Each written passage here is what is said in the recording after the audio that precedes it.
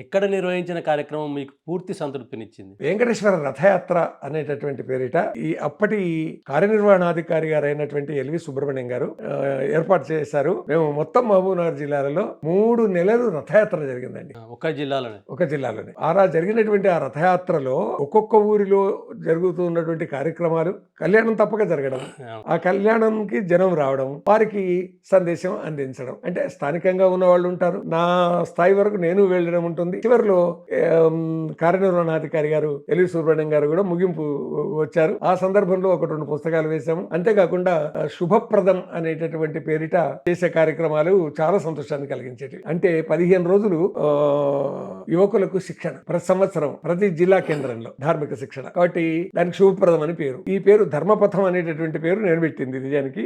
అయితే వారు చాగంటి వారు శుభప్రదం అనే పేరు ఉంటే బాగుంటుంది అన్నారు. వారు సూచించింది. దానికి కావాల్సినటువంటి సిలబస్ తయారు చేసుకోవడం.